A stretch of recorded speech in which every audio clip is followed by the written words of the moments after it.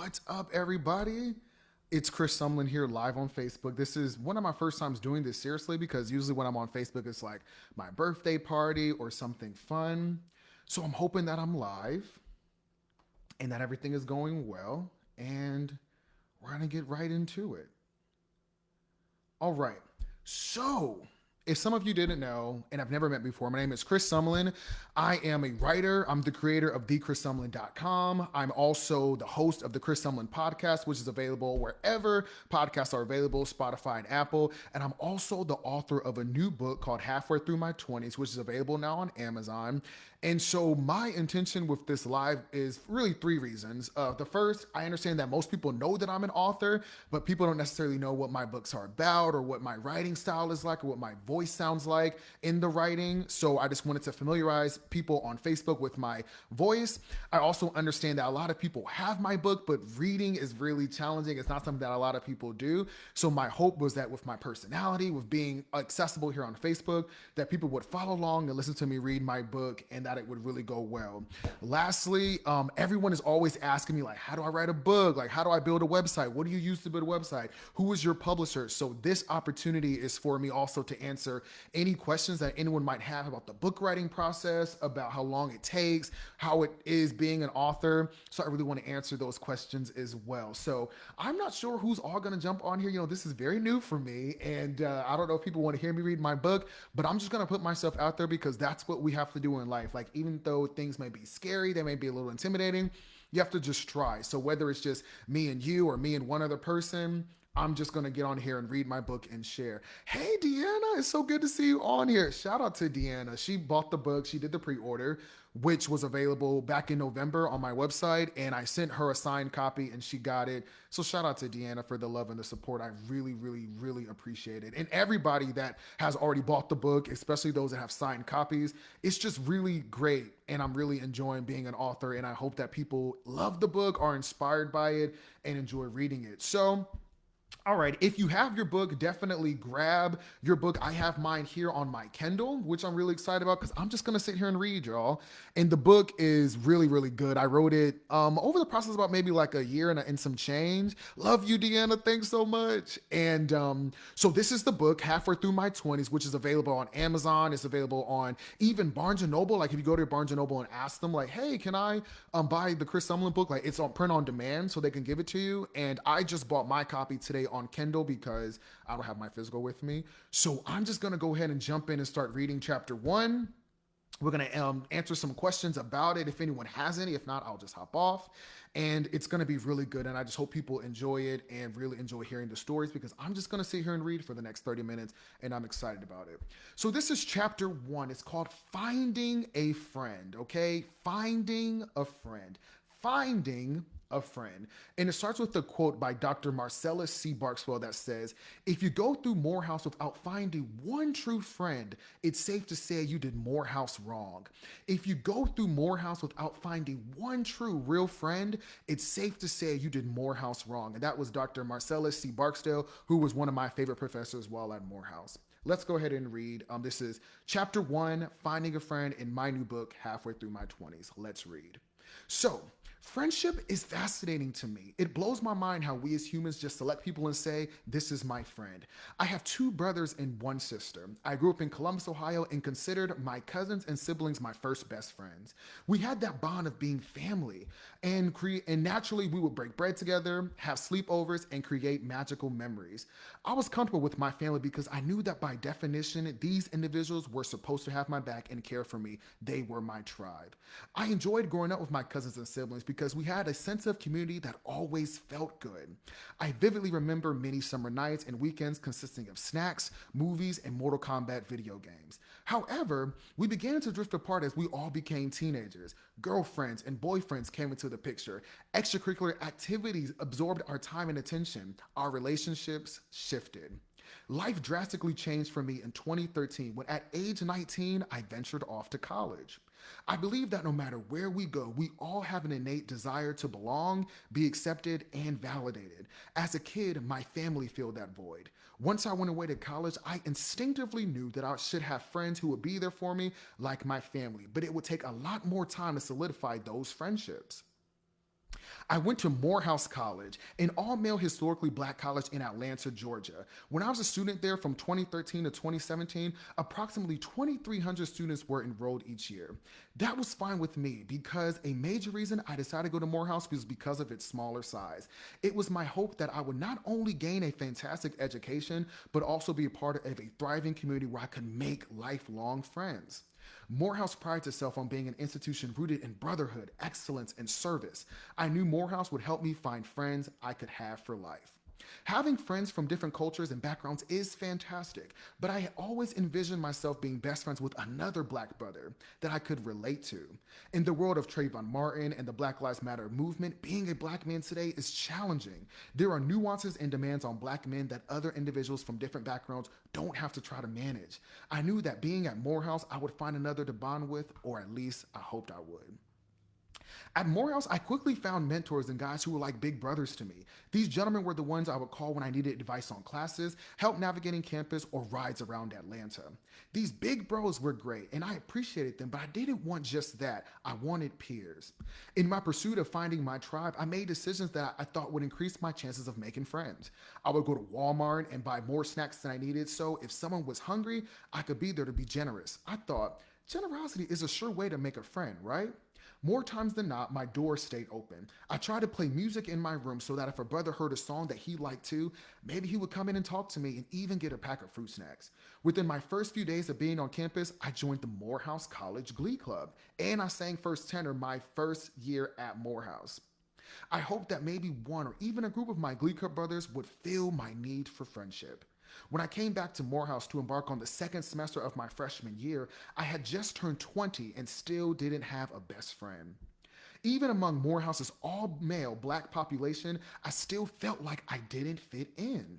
While some guys were rushing home on Sunday evenings to watch sports, I wanted to relax and watch Keeping Up with the Kardashians.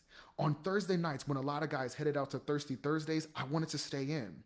Oddly enough, there were even moments when guys would host study sessions that would turn into all-nighters, but I was a morning person and wasn't good at staying up at night. I felt like an oddball. I used to fight a lot too. When I first got to Morehouse from Ohio, I remember a lot of guys bonding over putting one another down. In dorm rooms, it was called talking shit. In the Glee Club and other circles, it was called throwing shade.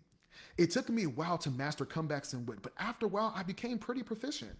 I think the part that I missed was that the throwing shade bonding was supposed to be rooted in brotherhood and love.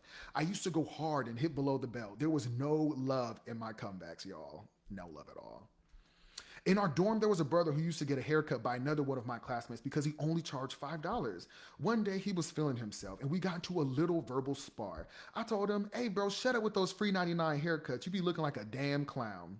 In retrospect, it was clear why I struggled to make friends when I got to Morehouse. I had a goal of making a real friend and trying to connect with brothers. Nevertheless, I was taking pleasure in completely tearing people down in front of others because I thought it made me look cool. My actions were incongruent with my desires, so inevitably I failed. After a while, I stopped trying. There were parts of me that felt maybe I was trying too hard, that maybe my peers could feel my desperation to create a bond that could be holding me back. I was definitely that kid that was always trying to be the center of attention, trying way too hard to fit in, almost to the point where I was losing myself. Looking back on those times now, I see it as possible that other guys viewed me as someone who was socially awkward. As my first year of college moved along, I knew that I needed to make a change. Slowly but surely, I started venturing away from being desperate to make friends. I discarded the premise that I had to be one way or another. The disease to please and the urge to make friends subsided. I decided I'll work on being a friend to myself first and allow life to take its course. As my confidence within myself began to grow, I started to chill out. I just accepted who I was and told myself that if I was going to make a friend, it would happen naturally. And if not, that's okay because on my own, I'm already enough. Before I arrived to my new level of thinking, during my freshman year, I took a Spanish class with Professor Lauri. Professor Lauri was a short, stylish man with low tolerance for foolishness in his class. The course took place at 9 a.m. and we were expected to participate in each session or points were deducted from our grades. The class was small, and as the semester progressed, more and more guys dropped the course. It turns out the last thing college students want to do at 9 a.m. on a Monday is learn Spanish. Okay, that's the truth. Yes, sir. Thank you. I love the comments as I'm reading. I appreciate it. I've always been great at remembering names, and so by the third week, I had all my classmates' names and hometowns memorized. One of my classmates who stuck the course out until the end was a cool guy from Chicago. I don't use the word cool heedlessly. By cool, I mean he exhibited that quality in his demeanor, conversation, and presence. I've always been more of a firecracker, the complete antithesis of cool. This gentleman was different. He showed up for class and, although rather quiet, never missed a chance to get his participation points for the day. Through class participation, I soon learned that this cool guy from Chicago was named Corbin, and he was a freshman like me. I never spoke to him, but I knew his name and hometown. Since we were both freshmen, I knew that for certain that our paths would cross again, either in a class, in the dorms, or on campus somewhere. The freshman dorms at Morehouse are like fraternities. Each dorm has its own culture, history, and most notably, its own stroll team. In African American spaces, strolling is a line dance performed by members of a cultural organization and is usually done at a step show or party. Each dorm stroll consists of 8 to 15 guys for weeks, and the various stroll teams prepare for freshman hall stroll off. At this big event, all of the teams compete in front of the entire school to see which dorm has the best performance. I stayed in the Du Bois International House. Hello, Du Bois, to my Du Bois people. Corbin lived in Living Learning Center, LLC. Does anybody know about LLC, Du Bois? Any Morehouse people know what I'm talking about? Come on, people. All right. It would have been fun for me to be on the stroll team, but unfortunately, I didn't make the cut. Week after week, the Du Bois stroll team would practice and then come back to the dorm to showcase what they had learned. One evening after stroll practice, when the team had returned to our dorm lobby and performed what they had learned in rehearsal, I jumped in line, jokingly hitting the moves and making everyone around me laugh. Once the dorm team finished, one of my brothers said, "Chris, you should have definitely been on the stroll team. You can move." He was right. Too bad. Watching our stroll team day after day, I was jealous and wished I possessed the confidence to hit those dance moves seriously in the way they did. I predicted that the freshman hall stroll off would be deeply competitive since each freshman dorm had practiced so diligently. Earlier in the day of the final competition, I had been in a small fight with some guys in my dorm because I made some bad jokes about how our stroll team was going to lose that evening. When it was time for the stroll off to begin, students ran from their dorm and linking up with their friends. I didn't have anyone to go with, so I went by myself. Walking to the venue, Archer Hall Auditorium. Hello, Morehouse people. Archer Hall. Yeah. Um, I went planning to cheer for another dorm team and to laugh at my dorm mates for what I suspected might be a loss for them. No wonder I had so few friends. Look at my thinking. During the stroll off, I watched the LLC Toros team perform. The team came out wearing all black suits and bright silver masks. Their theme seemed to be stealing the show. Anybody who was at Morehouse during this like 2013 moment knows what I'm talking about. You can look at it on YouTube. It's a really, really, really good video. Okay, all right, let's continue on. I'm sorry about that. All right. Stealing the show. Okay.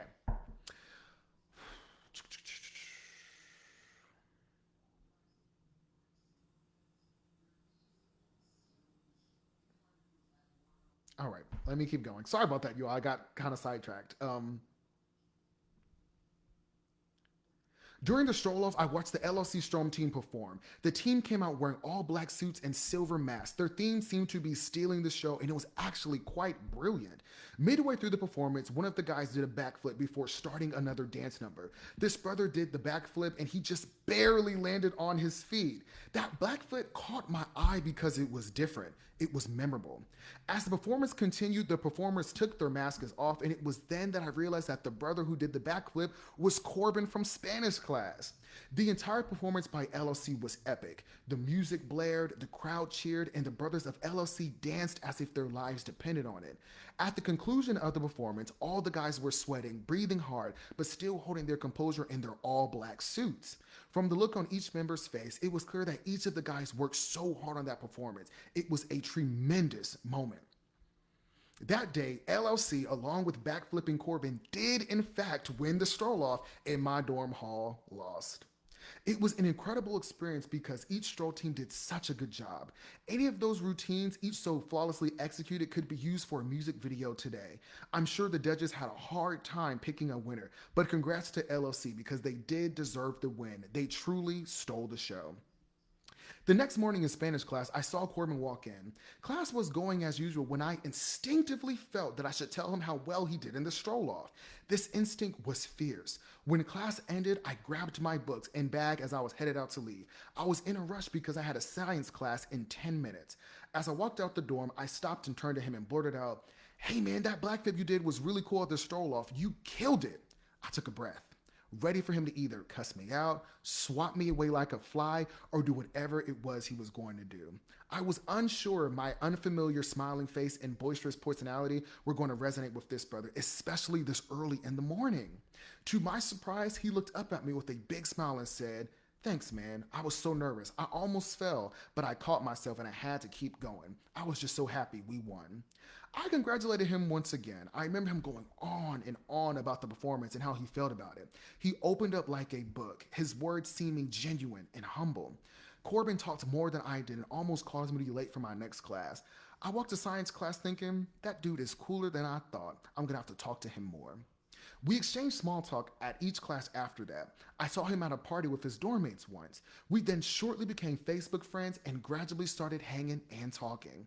As life would have it, we ended up taking another Spanish class together that next semester. We both were taught by Professor Barbara Williams, the same exact class, but at different times.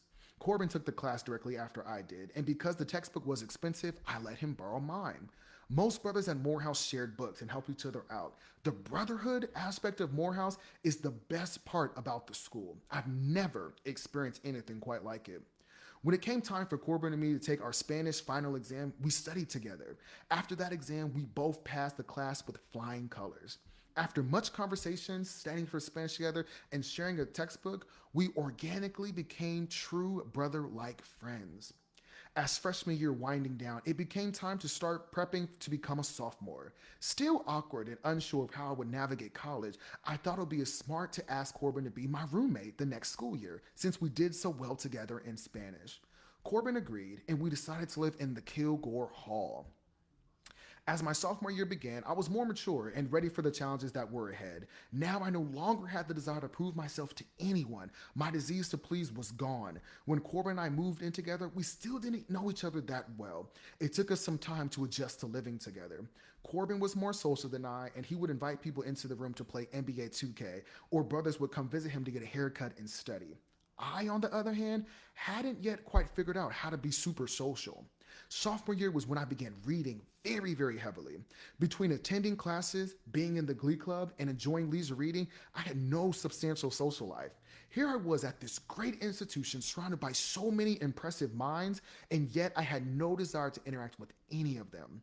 By sophomore year, there were definitely those classmates who began making a name for themselves on campus by entering pageants, running for student government positions, and getting involved in college life. In my experience, I still wasn't there yet.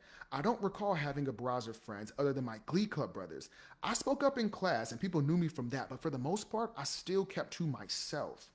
I often would sit alone in the cafeteria, the place on campus where most of the bonding took place. There was nothing like breaking bread and catching up with your Morehouse brothers. However, I had little desire to sit with people. Instead of eating and talking, I thought it was best to eat and read. With a book in my right hand and a fork in my left, I maintained my own narrative that no one wanted to sit in the cafeteria with the weird kid reading a book. Hello, not much has changed. One evening, I was in the cafeteria doing my usual reading while eating. We had roast beef, mashed potatoes, and peas that day, a simple college campus cafeteria meal. As I sat there reading my book, brothers would walk by and speak. I would offer a modest acknowledgement like a head nod, but nothing too extraordinary. Not only did I choose to read, but I also chose to sit far away from everyone else. Imagine a college campus packed with students, a section of tables oddly unoccupied, and then me all by myself with a book in my hand. Although this may sound pitiful, the situation had become normal to me and, dare I say, peaceful. During this particular dinner, I happened to look up and see Corbin walk into the cafeteria. He saw me, waved and smiled, and he acknowledged me with a modest head nod and then proceeded to get lined for food. The fact that he didn't sit with me and would rather sit somewhere else while I sat all by myself with a book, I thought, dang, even my own roommate isn't going to sit with me, I thought to myself. Minutes later, I heard a plate hit the table directly across from me. I looked up. It was Corbin. "How long you been here for? I'm starving." He took his seat and joined me. Together, we broke bread and had a good conversation. That dinner was a defining moment for me. It was then that I really felt like I had made a true friend because not only did we have productive and positive moments in our dorm room, but we also had fine times publicly in the cafeteria. It's incredibly easy to make friends when you're successful, have a lot going on, and are considered cool amongst your peers. Today, I have more friends than I ever thought I would. I found a new confidence within myself and consider myself to be good in a room. Back then, as a sophomore, that wasn't my reality. I didn't have the social skills I have now. I hadn't published any books or received any accolades that made me cool. I was simply the kid who liked to read and was in the Glee Club. This story can teach several lessons. I think the first and biggest is self acceptance. When I was 19 and a freshman, I tried to prove myself to everyone. I started fights in the dorms. I was a mess. It wasn't until I decided to be my own best friend first that I was able to calm down and accept myself for who I was. I stopped being rude to people. How was I expected to make friends if I was disrespectful to those I encountered? In Proverbs 18 and 24, the Bible states, a man that hath friends must shew himself friendly. My mother used to say, if you want to have a friend, you must be a friend.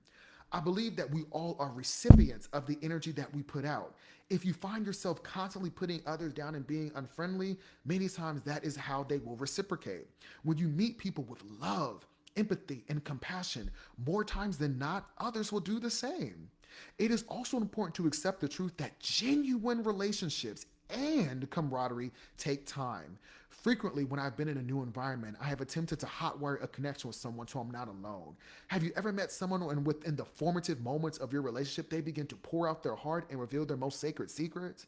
I know I have. Oversharing. I'll just be like, calm it on down now, calm it on down. Often, when individuals do this, they are trying to hotwire and establish a relationship quickly. This method rarely leads to a long lasting connection. Sometimes it's okay to be alone, feel people out, and move slowly. The goal should be to establish a real bond with someone over time. Good things take time. When you meet a person, just take it step by step. When they communicate, try to be a sincere listener with an open heart. People will show you who they are if you take the time to listen authentically. Also, do your best to communicate your desires, preferences, and opinions with others. Don't be afraid to share purposely who you are as a person. A successful friendship, bond, or connection requires both parties to participate.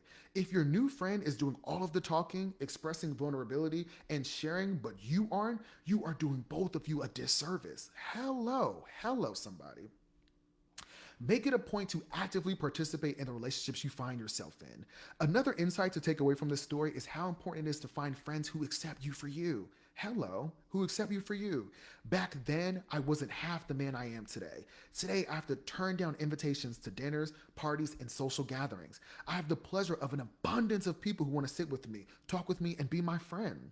When I was a college sophomore, I didn't have any of those things. Corbin was kind enough to accept me publicly when I was at a lower point than I am now. It was one thing to be roommates and hang in the dorm where no one could see. It was another to sit in front of the cafeteria with the loner who was reading a book. If you have a person in your life who hangs with you in secrecy but denies you in public, they are not someone you should associate yourself with. Come on, people. If in that person's eyes you aren't cool enough, cute enough, or good enough, act quickly and find better people to be around. You are just enough as you are. No one is perfect, but everyone is worthy of love and belonging, no matter who you are or where they come from, or if you want to read alone in the cafeteria at dinner time. There are enough people in the world that you can find someone to hold you down and have your back. Authentic friendship is a magnificent experience that many people do not get to have. A one poll and Evite study of 2,000 Americans found that a staggering 45% of adults find it difficult to make new friends, with 42% citing introversion or shyness as the reason for their struggle. I admit that making new friends is difficult, but is indeed worth the effort. Every man deserves homies and boys. Every woman should have girlfriends. I do not know where we as a culture have lost the idea, have this idea where we've lost the desire for positive platonic relationships. Social media seems to have perpetuated this idea of not trusting people and having frenemies, and it needs to stop. Having Corbin as a friend has been a fantastic ride. I hope that after hearing this story, you too will find some good company and real friends to surround yourself with, even if it takes a little time. The end. That's chapter 1. Thank you all so much for listening to that chapter. That is chapter 1 of my book, Halfway Through My 20s, which is available now on Amazon. And I hope that people buy it and really enjoy it and really appreciate it. It's really interesting when you out here just like sharing your truths and sharing your truths with people. And I'm just really good and excited and happy that I've had this experience. And I don't see anyone leaving any questions on here, which is great. That just means I get to read my chapter and leave, which is good. But thank you so much to everyone who tuned in and listened to the chapter with me. That is 1 of 11. And I can say that my reading my writing gets better and better as you read along with the chapters. So like chapter 1 is great, but then chapter 2 gets better, and 3 and 4, and there's 12. I've also learned today that the average reading time for the entire book is about 2 hours and 22 minutes. So if you just have 2 hours and a half, you can get through the entire book. And this book was very expensive. It was hard to produce. It was very hard to produce in the middle of the pandemic because COVID really slowed a lot of things down. And I wasn't working because I quit my job to work this book. So paying the photographer and working with the editors and working with my publisher and getting all the production paid for was very challenging. So I don't want to be modest about this book. I don't think it's a small thing that I've written it and published it and that it's out. So I'm hoping that people read it, that they like it, that they tell their friends about it, and that people are blessed by it. So I'm going to go ahead and get off of here. Thank you to everybody that tuned in. This video will not be deleted. I'm going to keep this up for people to come back to and reference and hear and talk about, because I'm sure people are going to watch this and be like, who does he think he is reading that book? And they're going to send it to their friends and, do what people do. But thank you all so much for tuning in with me this evening and me going live on Facebook. I was super duper duper duper nervous, and I made it through. So this is my book, Halfway Through My 20s. It's available now wherever books are sold. Definitely, if you have questions or comments afterwards, leave them and I'll come back to this video and respond to them. And I hope that everybody has a good night. All right. God bless. And thanks so much for tuning in.